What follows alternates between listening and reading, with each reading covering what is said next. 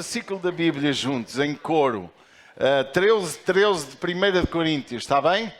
Assim eu agradecia que pusessem 1 de Coríntios 13, verso 13. E vamos ler em coro, como se fosse uma canção, pode ser? Agora, pois, permaneçam a fé, a esperança e o amor. Estes três, mas o maior destes é o amor. Vamos repetir? Agora, pois, permanecem a fé, a esperança e o amor. Estes três, mas o maior destes é o amor. Pode tomar o seu lugar, amém? Nós, há 15 dias, porque na semana passada foi o Rodolfo que ministrou aqui a palavra, há 15 dias partilhámos sobre João 3,16, mais focado no amor de Deus para connosco. Contudo, também falámos do efeito, de algum efeito que isso gerou. E é interessante que nós estudámos algo que eu acredito que fez todo o sentido e está na internet, no YouTube, no nosso Facebook. Também, para quem não sabe, neste momento em direto também temos o YouTube, em simultâneo, YouTube e Facebook. Amém? As redes sociais da ICIR ainda não estão muito fortes, mas brevemente serão mais fortes. Pode dizer amém? Vamos partilhar a nossa rede, vamos convidar os nossos amigos.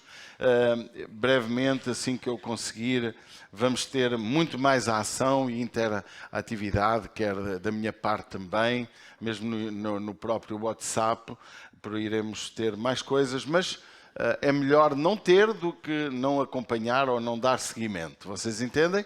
Então, assim que houver oportunidade, iremos partilhar muito mais, fazer muito mais. Eu próprio vou ver se aprendo como mexer bem nisso, porque eu sou meio azelha, não é? Faço assim umas selfies e pouco mais, mas acredito que quero trazer também alguma coisa a quem nos ouve pela internet. Mas o que é o tema desta manhã, agora sim, pode pôr no zero ali, se faz favor. Põe 45 minutos, isso. O que é, olha a pergunta da mensagem, o que é mais importante na nossa vida? Já lemos, eu sei. Mas o que é mais importante em nossa vida? Muitas vezes nós achamos que o mais importante na nossa vida são muitas coisas diferentes, não é? Há quem ache que o mais importante na sua vida é ganhar dinheiro, é pagar as contas. Há também quem ache que o mais importante em sua vida é viver curtindo a vida, aproveitando as oportunidades, vivendo uma vida muitas vezes sem regras. E os jovens em especial, a curtição, a vida, etc.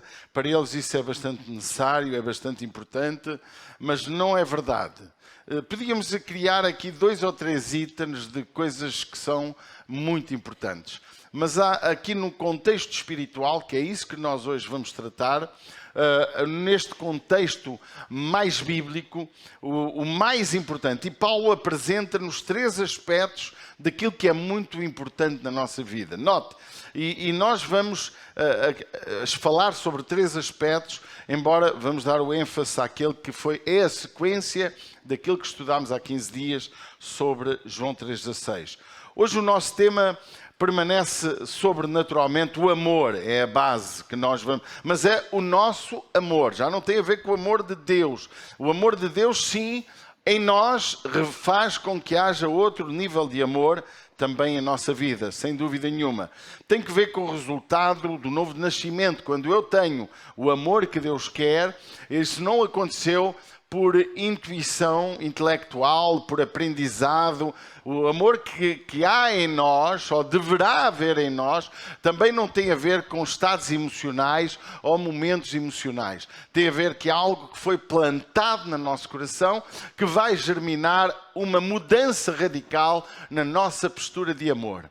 Porque o amor plantado, o amor entre pessoas, ele não nasce só por um olhar. Nasce por um olhar entre marido e homem e mulher, ou neste mundo agora também tão diversificado nos seus amores, homem com homem, mulher com mulher, é por aí fora, mas primeiro nasce uma atração física, certo? Entre marido e mulher. Mas o amor verdadeiro nasce após o relacionamento, quando se estabelece um relacionamento. E o amor de Deus plantado em nós, ele também não nasce fruto de uma emoção, muito menos de ver um milagre. O amor de Deus em nós, ele é nascido através do novo nascimento, quando a minha vida tem um verdadeiro encontro com Cristo, e essa semente, que é a semente que vem dele, então gera um amor maravilhoso, que é o amor que nós vemos neste texto, que é o mais importante.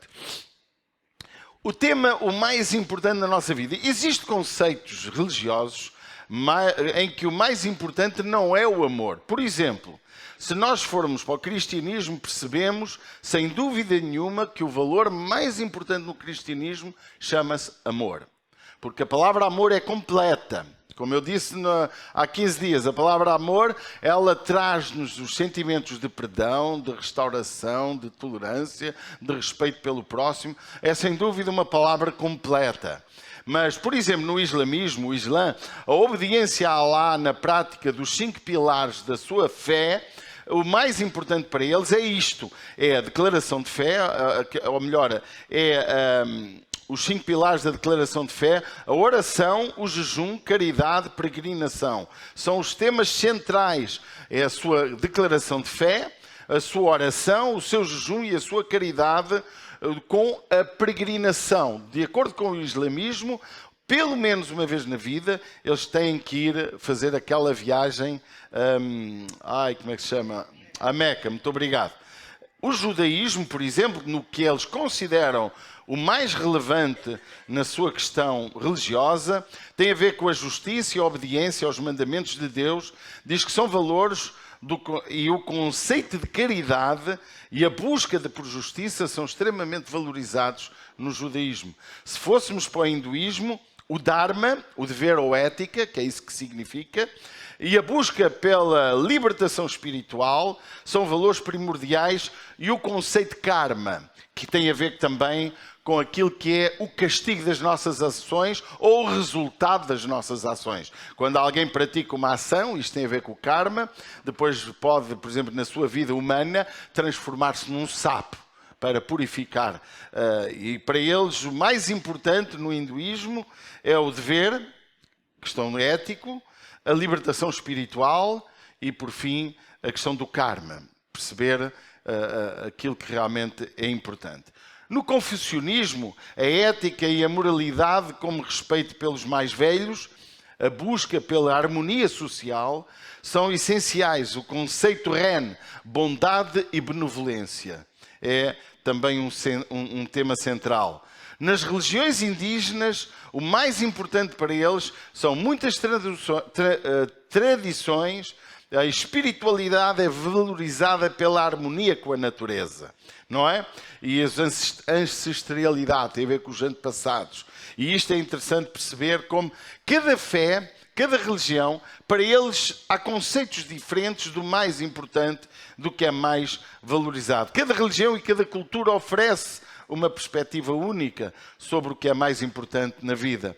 Se fôssemos falar de países, há países também o conceito para eles mais importante também diverge de um país para o outro. Na Europa, democracia. Nos países mais desenvolvidos, a democracia. Noutros países, a ditadura. Se nós fôssemos falar de ateus, o ateu também tem como perspectiva e mais importante na vida o respeito pelo próximo, um bocadinho da ética envolvida nisso para poder ter uma vida correta. Não é todo o ateu que é bandido. E se for pensar num bandido e num canalha, o bom para ele é roubar quem puder e viver o melhor que pode, não é? Então, há conceitos de vida completamente distintos. Para nós cristãos, temos o dever de amar, de acordo com o princípio bíblico e de acordo com estes 3 valores que nós encontramos em 1 Coríntios 13, verso 13, fala-nos de 3 verdades absolutamente fundamentais sobre a fé, sobre a esperança e sobre o amor. E a palavra fé, naturalmente, que, de acordo com Hebreus 11:1, a fé é a coisa mais importante no conceito de crer. A fé é a certeza, a fé é a convicção, a fé é realmente a prova de que eu, sem ver, creio, acredito. E a Bíblia também diz que é necessário que aquele que se aproxima de Deus creia que Ele existe. Note, se a fé é importante, e no conceito que nós estamos aqui a estudar, e no contexto que nós estamos a estudar, para muitas pessoas a valorização da fé é a coisa mais importante. Pois a Bíblia, ela fala que sem fé é impossível agradar a Deus, sem fé é impossível chegar a Deus, sem fé é impossível alcançar a salvação, mas há uma evolução da fé. A fé depois fala da esperança e depois fala do amor e classificou o amor como o mais importante. E igreja, o que é amar?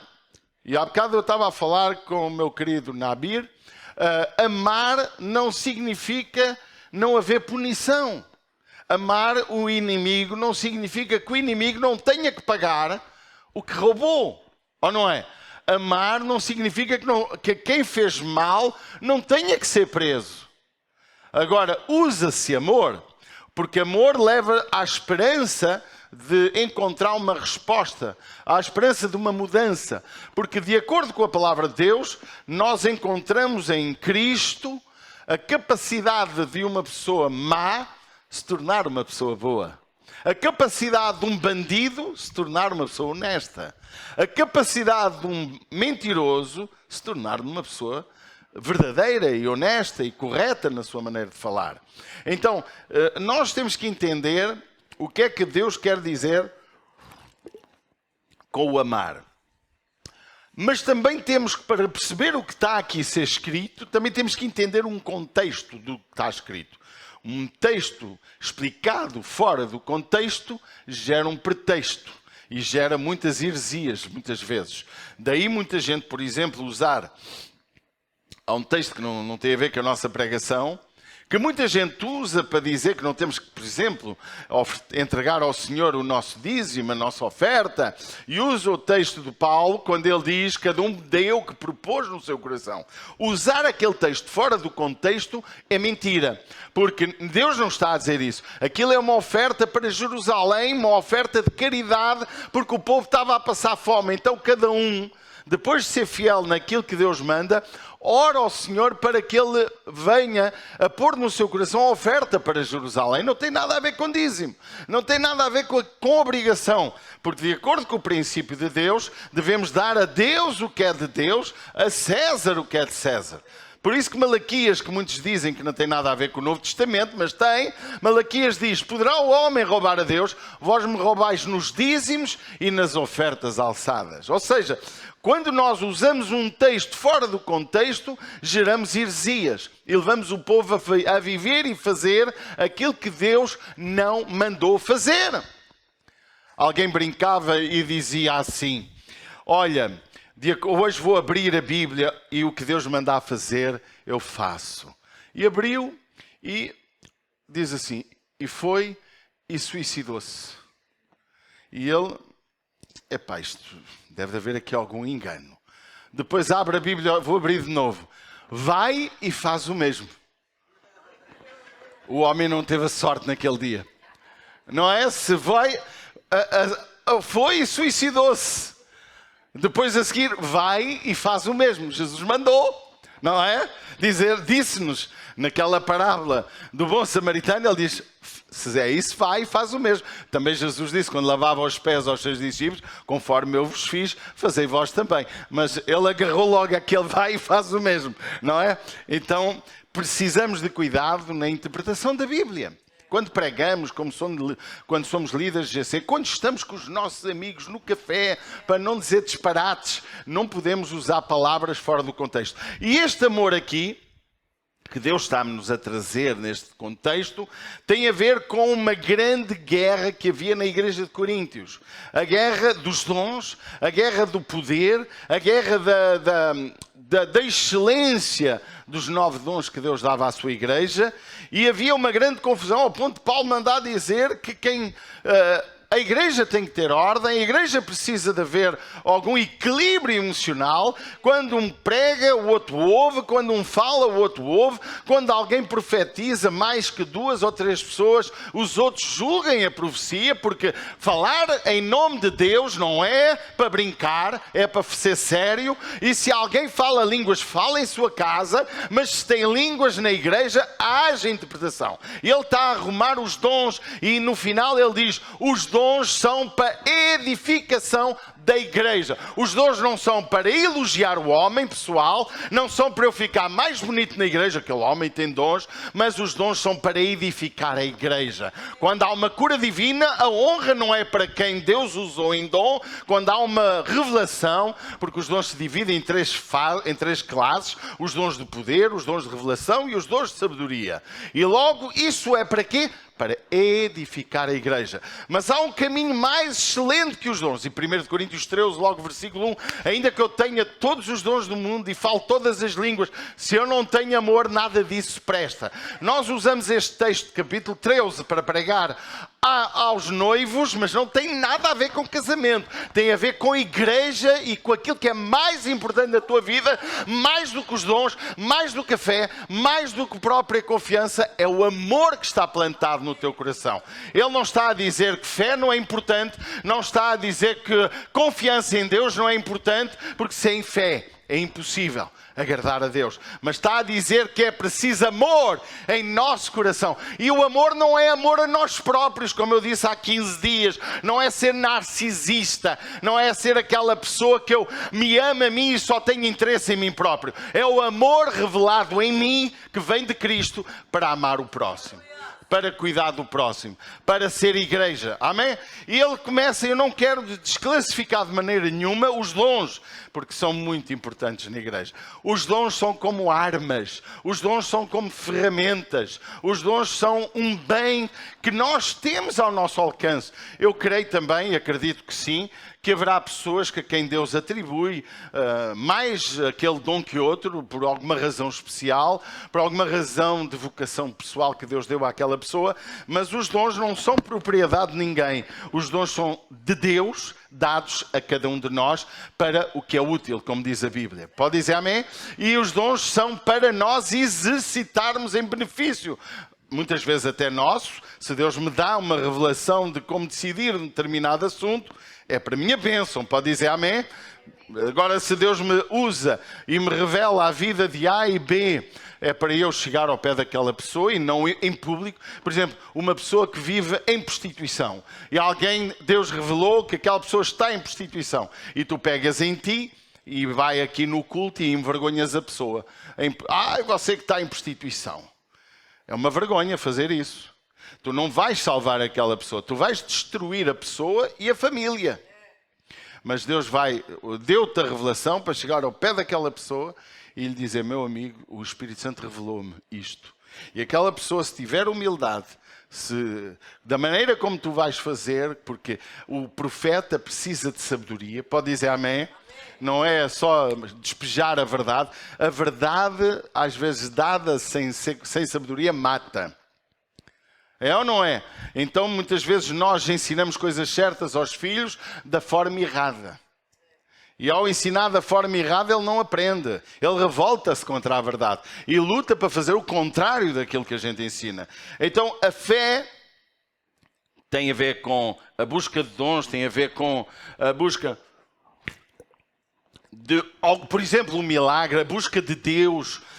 Há muita gente que acha que precisa de sentir coisas para que o Espírito, para poder sair feliz do culto. Precisa sentir emoções. Mas eu quero te dizer, irmão, a fé não tem a ver com emoções.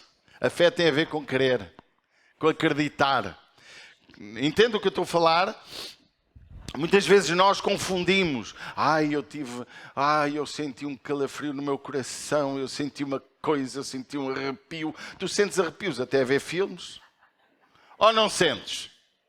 Tu sentes calafrios a falar com pessoas? Pode não ter nada a ver com Deus esse calafrio, esse sentimento. Porque, irmãos, a fé vem pelo ouvir da palavra. Pode dizer amém? Por isso que você tem que ser um ensinador da palavra. Por isso que você tem que falar aos seus amigos e inimigos a palavra. Porque é na palavra que se vai adquirir fé. E eu queria nesta manhã não desclassificar de maneira nenhuma a fé, mas antes pelo contrário, levar-nos a compreender que é necessário fé. Porque sem ela é impossível agradar a Deus. A fé é o que me leva a fazer atos extraordinários. Eu me aproximo de Deus porque creio nele, como diz João 3,16, todo quanto crer nele será salvo. É necessário que aquele que se aproxima de Deus creia que ele existe. Aliás, Deus diz para chegarmos um pouco mais na nossa intimidade com Deus, é necessária ousadia para chegar à presença do trono, amém? Trazendo a comparação do lugar santo dos santos para nos aproximarmos e com inteira certeza de fé, mas com um coração limpo e puro. Porque ninguém se consegue chegar a Deus com hipocrisia, com falsidade, com mentira. Por isso que eu aprecio aquilo que Jesus disse a ensinar quando ele estava a dizer: quando orardes, entra no teu aposento, fecha a tua porta. Porquê? Jesus não mandou fazer aquilo, não é? Isto tem a ver com fé. Ele não mandou fazer aquilo dizendo que não devemos orar na igreja, porque ele próprio disse: minha casa será chamada casa de oração. Mas eu com vocês a orar aqui, eu vou parecer um santo. Mas porque eu tenho que parecer bem, ou não tenho? Danilo, orar em público parece mal orar de qualquer maneira.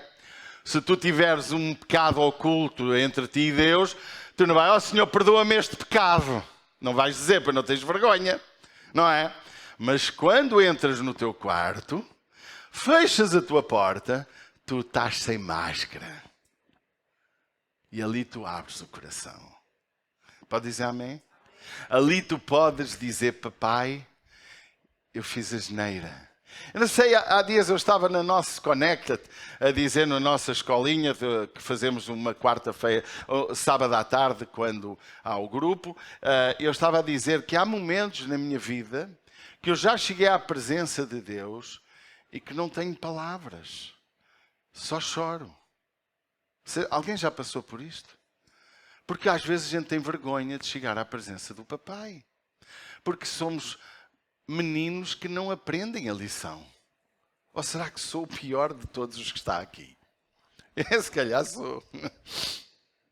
Porque nós precisamos de ir com fé à presença dele. Fé de que ele nos ouve, fé do que ele nos responde. Por isso que a Bíblia diz: tudo o que pedirdes em meu nome, crendo, acreditando, isto é, tendo fé, eu vos farei. Irmão, é necessário fé. A nossa vida precisa de fé. Eu preciso de acreditar na palavra, porque só com fé eu consigo viver uma vida de obediência. Só com fé de que aquilo que a Bíblia diz eu vou ser fiel. Só com fé naquilo que a Bíblia fala eu vou caminhar nesta vida de uma forma que, mesmo que os outros não queiram, eu continuo. Porque com emoções eu faço muitas coisas, mas quando a emoção para eu me arrependo das coisas que fiz. Mas com fé eu não me arrependo de nada do que fiz. Porque aquilo que eu fiz com a certeza de que estava fazendo certo, eu estarei no lugar certo. A segunda palavra, que não queria também gastar demasiado tempo, de a esperança, agora pois permaneçam. Ou seja, Deus não quer que eu saia da fé. Deus não quer que eu perca a fé, porque há muitos que perdem a fé. Mas também Deus permaneçam na fé e na esperança.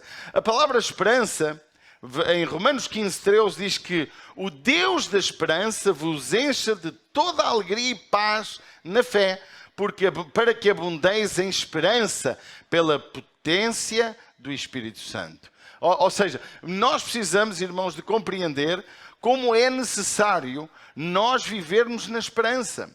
A esperança é a continuação, não é?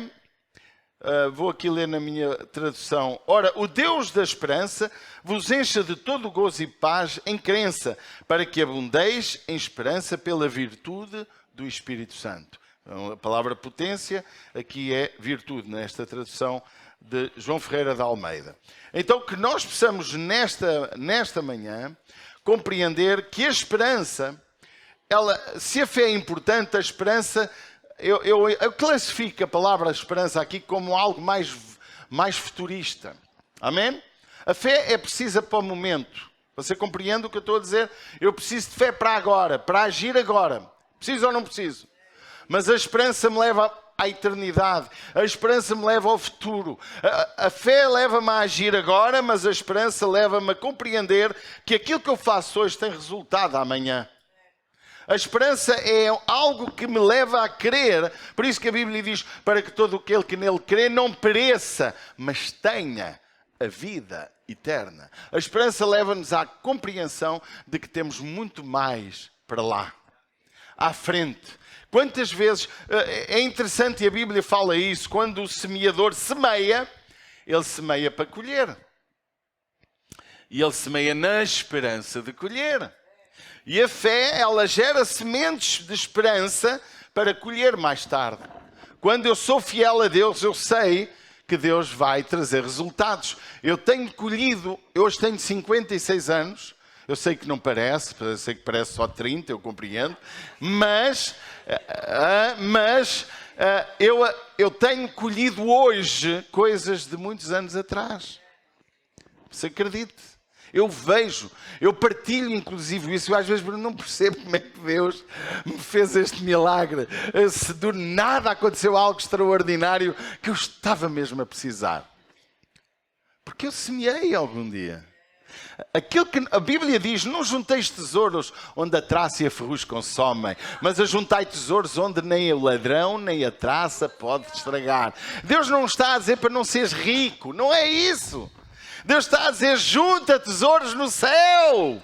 E tesouros juntos no céu tem a ver com aquilo que fazemos na terra com relação a Deus e com relação ao próximo. Amém? Porque muitas vezes nós achamos que semear na igreja, ou dar dízimo, ou dar oferta, que é o auge da nossa vida. Permita-me dizer, isso é o básico. Porque o mais importante da tua vida é como cuidas do teu próximo. O mais importante da tua vida é o que tu semeias na vida dos outros. Amém? O básico, irmãos, aquilo que para muitos é o clímax, é o máximo, oi pastor, eu sou muito fiel. Não, isso é o básico do cristianismo.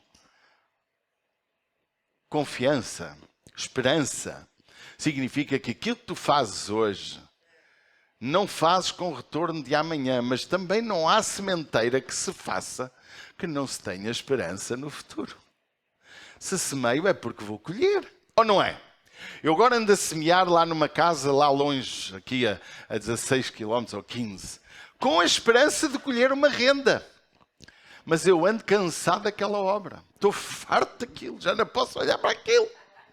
Já estou em desespero com aquela casa. É a casa que mais trabalho me deu de todas as que eu comprei. Eu construí um prédio quando tinha 20 e tal anos, que ainda hoje Deus permite que eu o tenha, não é? Que me deu menos trabalho que eu estou a ter ali, com um caneco.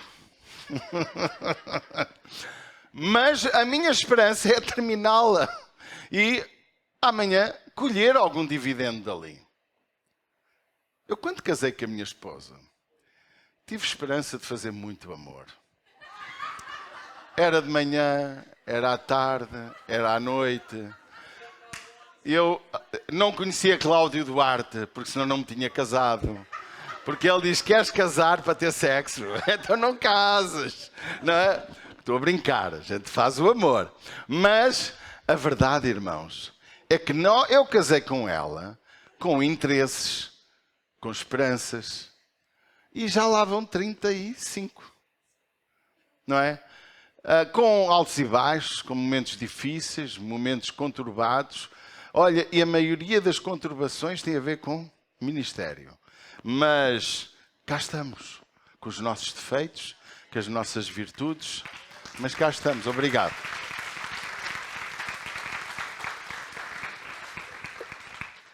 O Cláudio dizia, sou solteiro, não tenho sexo. Caso continuo sem sexo, qual é a melhor escolha?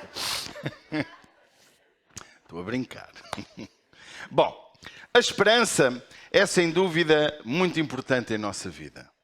A esperança leva-nos a compreender de que a nós temos muito mais... Irmãos, aquilo que nós anunciamos, se eu pudesse trazer o que é Evangelho, a Bíblia diz que Evangelho é boas novas. São boas notícias. Ou seja, a esperança é a relação entre boas notícias, é a relação do Evangelho às pessoas que não têm esperança.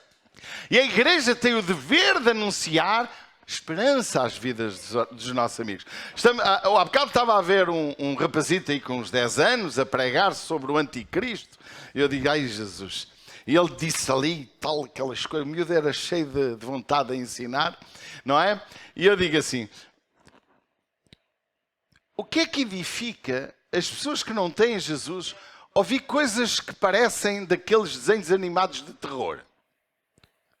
O que é que edifica a igreja andar a anunciar a desgraça quando a mensagem da igreja é boas novas? Anda muita gente equivocada na igreja a espalhar notícias que é só desgraça. O pastor traiu. O que é que isso edifica à igreja? O pastor roubou. O que é que isso edifica à igreja? O padre fez não sei o quê. Como é que eu, na minha rede social, eu vou transmitir miséria e desgraça quando aquilo que Deus mandou-me transmitir é esperança? Boas novas. O amor de Deus. O mundo, irmãos, está a ir para uma desgraça. Se eu abrir a minha boca, vocês dizem, esse pastor é muito pessimista. Mas eu não prego pessimismo. Irmão, eu sei para onde isto vai para pior que o que você pensa. Muito pior. Mas, irmãos, nós, igreja, não fomos chamados para alimentar medo, fomos chamados para alimentar esperança. E o apóstolo Paulo dizia, permaneçam na fé, mas também na esperança. E não esqueçam de pregar a fé e pregar a esperança, mas não esqueçam de também tê-la. Porque às vezes pregamos para os outros o que não temos. E nós precisamos, e quando eu prego fé, eu prego fidelidade. Quando eu prego esperança, eu prego que amanhã vai ser melhor. Amém? Porque a Bíblia diz, nem olhos viram, nem ouvidos ouviram, nem chegou ao coração do homem aquilo que Deus tem preparado para aqueles que o amam. Isto é esperança. Ide e pregai o Evangelho a toda a criatura. E todo aquele que crer e for batizado, olha, a esperança será salvo. Isto é esperança. Amém? Mas, ai Jesus, que o tempo está-se a esgotar. Mas de tudo o que nós temos que aprender hoje, ou seja, a fé é bom, os dons é bom, a esperança é boa, mas aquilo que é mais importante em todos estes três aspectos é o amor. Porquê? Ele diz, o amor vence todas as coisas. E a igreja, meus amados, 1 de João 4, verso de número 8, vamos lá abrir. 1 de João 4, verso 8. Olha o que Deus diz à igreja. Sabe quem é o João? O nosso Joãozinho. O Joãozinho é aquele que trazia um novo mandamento à igreja todos os dias. Imagina o pastor Paulo ser como o João. Não é que o Paulo é mais Pedro. Eu sou mais Pedro do que João. O Pedro é aquele que puxa da faca e mata logo. Eu sou assim mais bruto. Mas há dias que tenho muito Joãozinho. Tem dias que sou mais sensível. Choro, capaz de perdoar, mas tem dias que eu matava toda a gente. Não é? Mas o Joãozinho, ele chegava à igreja, eu penso que a igreja estava farta de o ouvir. Meus filhinhos, aquela palavra amorosa. E alguns irmãos, ele precisa de uma pregação de raiz, porque isto é difícil agradar a todos, não é? Um quer uma pregação muito de raiz, outros querem uma... O pastor tem que ser mais dócil, o pastor tem que ser mais meio. Então o Joãozinho era aquele meiguinho. Oh, meus filhinhos, que um novo mandamento vos dou. E eles, é hoje que é uma pregação nova. Que vos ameis uns aos outros. Mas essa já é a pregação de todos os domingos que ele traz. Mas é. O Joãozinho pregava só sobre amor. E quando você via... Irmão, leiam 1ª, 2ª, 3ª Epístola de João. Leiam o próprio Evangelho de João. O Evangelho de João é uma carta de amor incrível. O Evangelho de João, ele revela Deus, o Deus Jesus divino, Mas o amor de Deus revelado, João 3,16, que nós temos falado tanto, é qualquer coisa de sobrenatural, o João. O João é o homem do maior coração possível. Você concorda comigo? E também o João não é melhor que Pedro, nem que Tiago, que era aquele brutamontes também. O João é porque os três fazem falta. Vocês entendem? Faz falta às vezes um bocadinho de brutidade e faz falta um bocadinho do amor. Há momentos que precisamos dos dois.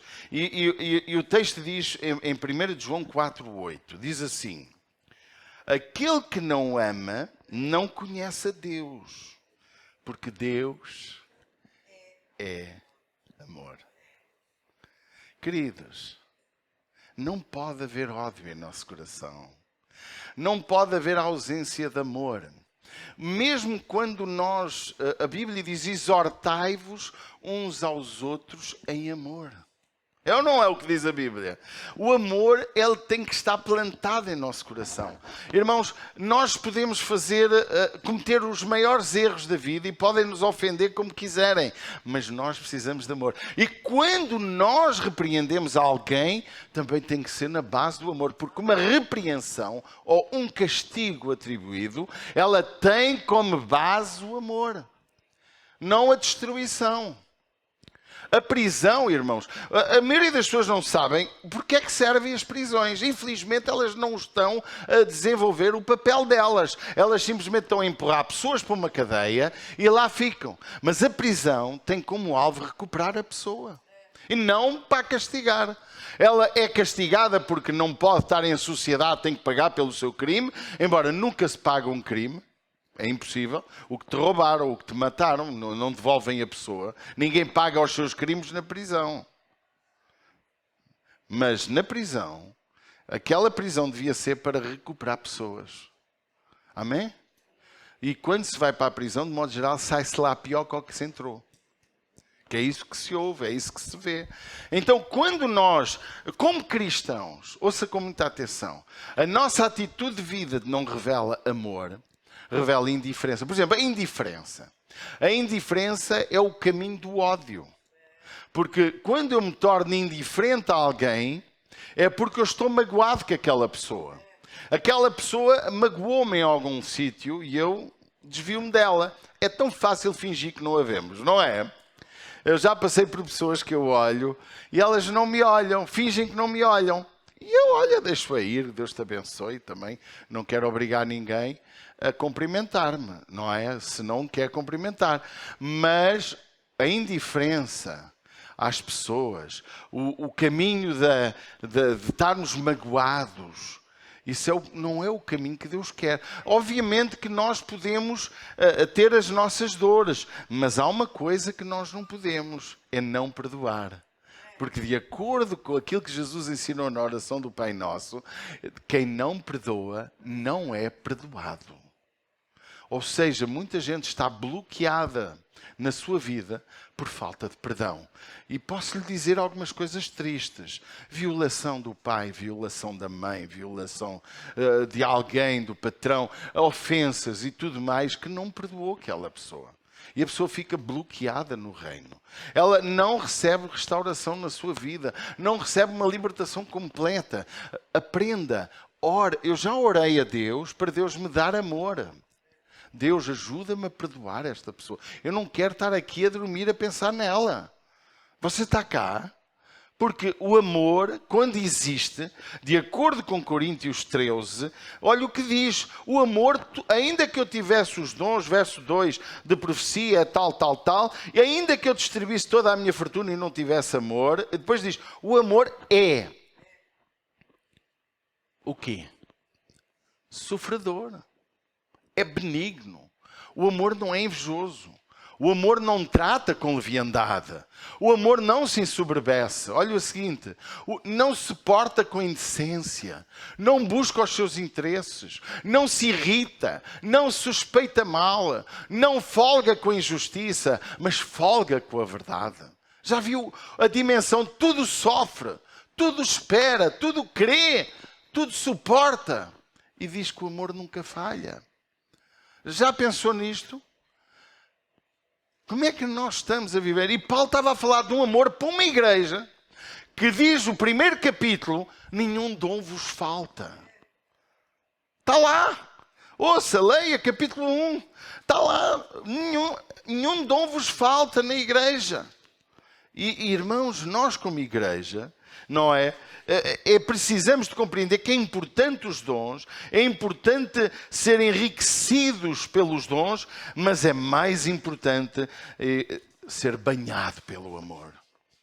Eu digo aqui algumas vezes, ao longo destes 20 e muitos anos que estou nesta cidade, quase há 3 décadas, se tiver que faltar alguma coisa na igreja, não pode faltar o amor.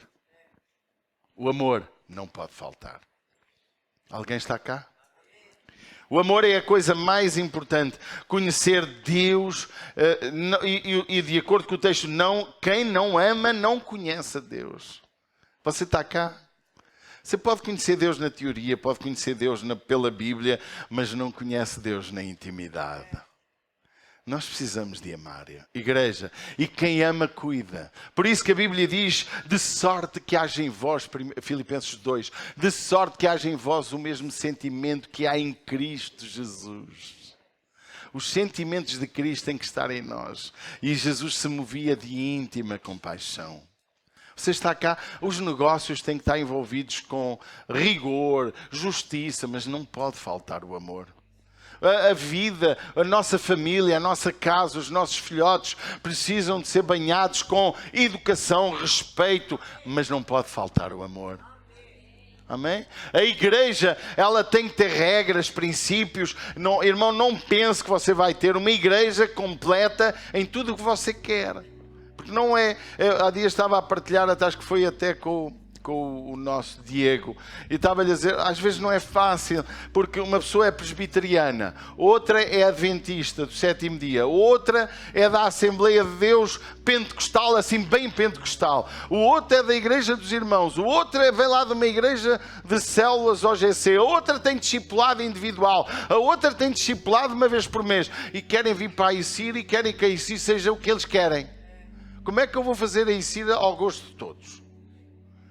Você nem no céu vai encontrar o sítio certo. Eu queria ficar ao lado de Moisés. Estou a ver se compro uma propriedade ao lado da propriedade de Moisés. Gosto muito de Moisés. Gostava de estar ao pé de Jonas também. Acho que Jonas é um gajo porreiro. E gostava muito de estar ao pé do Jó. Gosto muito do Józinho. E há um jovem maravilhoso chamado José também. Esse então impressiona-me verdadeiramente. Não é? E eu queria comprar ali uma propriedade ao pé deles. Mas não sei se consigo. Não é? Mas tenho uma eternidade para aprender com eles. Irmãos, agora imagine o que é, não é? Queremos ter aqui essa malta toda, aqui. Ao termos uma igreja que preencha os requisitos de todos. Acha que é possível? Só com o amor. Só o amor. No dia em que percebermos o que é ser igreja... Igreja é viver em fé, viver em esperança e viver em amor. Em que percebemos que, como diz o texto sagrado, abra comigo, os dons, verso de número 5, 14:5 de 1 de Coríntios. Olha, se há profecia, se há línguas, tudo para a edificação da igreja. Verso 12, também para edificação. Se sois espirituais, procurai sobrar em dons, mas se é para a edificação da igreja. Então continua por aí fora. Verso número 26, seja tudo para faça-se tudo para edificação. Abra Efésios 4, sobre os ministérios. Para que é que servem os ministérios? Para a edificação da igreja. Quando a gente percebe que o meu dom, o meu talento natural dado por Deus, a minha fé, a minha esperança e o meu amor é para edificar a igreja. Uma cidade pode ser transformada. Um concelho pode ser transformado. Uma nação pode ser transformada por nossa causa. Amém? Vamos ficar de pé. Como calcula, muito haveria para dizer, mas o tempo esgota-se. Mas a minha pergunta é: estás a viver em fé? Estás a viver em esperança? Como está o teu amor? E deixe-me dizer-lhe, é mais fácil ter fé do que ter amor. É mais fácil ter esperança do que ter amor. É mais fácil ganhar dinheiro do que oferecê-lo. É mais fácil eu lutar pelo meu interesse do que pelo interesse dos outros. Porque o amor aqui revelado não tem a ver contigo, tem a ver com os outros.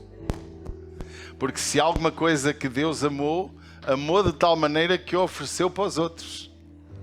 Deu Jesus por nós. E a nossa missão é receber dele para dar aos outros. O Evangelho, o cristianismo é a coisa mais estranha que há no mundo. Manda amar quando nos odeiam. Manda perdoar quando nos ofendem. Manda abençoar quando somos amaldiçoados. Manda amar o próximo como a nós mesmos, como que se isso fosse fácil. Só é fácil quando o amor dele está derramado, como diz a Bíblia, em nosso coração. Queridos, mais importante que os teus erros, mais importante que o teu estilo de igreja ou o teu estilo de crente, é realmente o que é que está plantado no teu coração. Se na tua vida tiver plantado o amor de Deus, tu vais trazer bênção, tu vais somar, tu vais ser bênção. Deus vai abençoar de forma grandiosa e tu vais semear no céu. Vais fazer um depósito no céu que tem a ver com obras, tem a ver... Porque a salvação não é pelas obras, mas fomos chamados para as boas obras. A tua sementeira financeira, a tua sementeira de amor, o teu tempo investido na igreja, o teu voluntariado a servir os outros, quando estás cansado, quando chove, quando faz sol, quando tu escolhes primeiro Deus, porque se há uma coisa que Deus diz, buscai primeiro o reino de Deus, e todas estas coisas, a maioria das pessoas querem dizer a palavra estas é aquilo que vem revelado atrás, que é andares cuidadoso, o que é que há de comer, o que é que há de beber, o que é que há de ter. E Deus diz, todas estas coisas te serão acrescentadas. Mas para isso, temos que buscar primeiro o reino de Deus.